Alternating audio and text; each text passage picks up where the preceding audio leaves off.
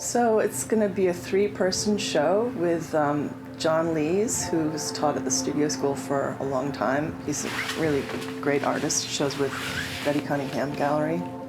And he was actually one of my teachers when I was a student. I had crits with him, and I have an enormous amount of respect for his paintings. It's quite an honor to be in a show with him. And the other artist is Liam Murphy-Torres, who is a student at the school and who I worked with last year.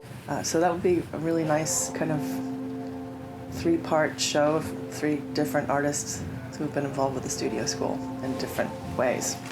So they came last weekend and chose the work. They chose a lot of my very most recent work, which is exciting.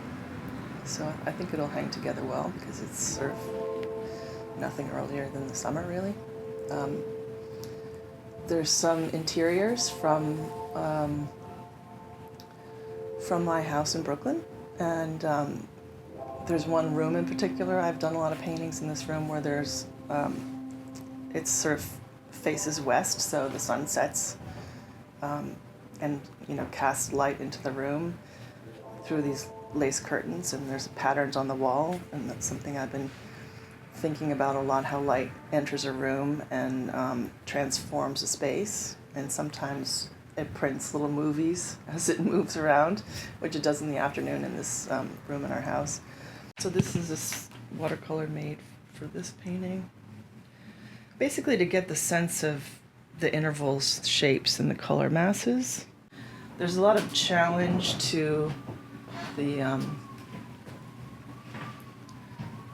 absolute vertical and horizontal of the rectangle, and that's what gets me kind of excited, this movement or this tension within the rectangle against those absolutes. I sort of feel like I don't believe in the absolutes, although when you're painting on a rectangle you're confronted with that that kind of reality, so I push against it a lot.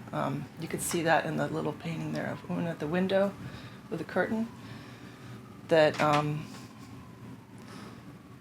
everything's a little off kilter, There isn't in the painting a real true horizontal or vertical except for the edges. Things move in. I sort of like to think of masses in a painting like this. It's really the color of the space that's in shadow, that kind of blue, that strange blue against the kind of mass of the kind of trickle of light that comes in. The two play against each other. My name's Elisa Jensen. I'm a painter. I'm teaching currently at the New York Studio School and have taught at the school for a long time in various different kind of roles. I began teaching after I graduated in the Saturday morning drawing class. That was in 1993. I was the first student alumni to teach in that role. I took a class with Stanley Lewis, who had just arrived at Smith College when I was an art history major there, and I really connected with painting with him, and I just kind of took this turn in my focus from art history to painting. And so when I graduated from Smith in '87, Stanley was teaching a summer class at the studio school, and so I came with him and I painted for the summer, and it was fantastic. I had a great group of peers when I was a student. Patrick Neal was one, Elizabeth Hazen was there, David Cerisier, who's an Australian artist, was there. They were just really high-level students that were really focused.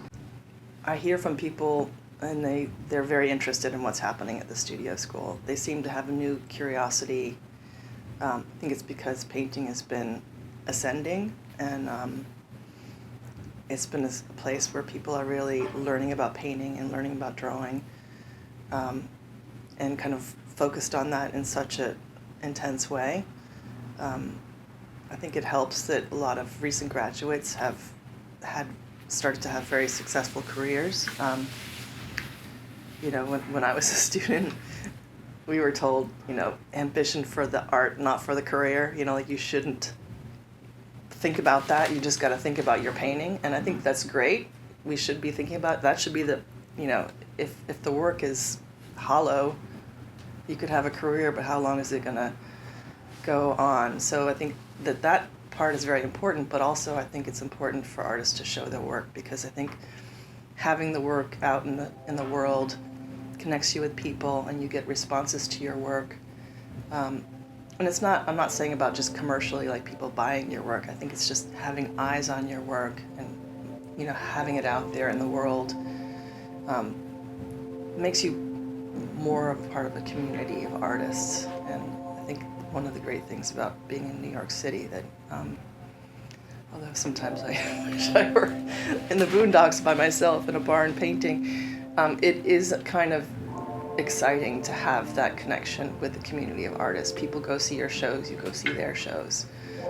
You know what they're doing, and it's not just through Instagram, it's through actually like getting your butt out the door and going to see the shows of people you know, or even talking about like which shows are exciting right now. It's wonderful to be part of a community of artists who are so involved with visual arts. You have arrived. You have to knock on the door. Hey, oops. Hey, how are you? Good, how are you?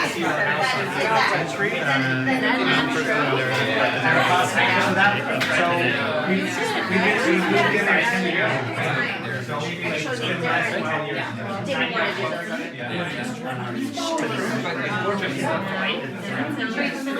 those.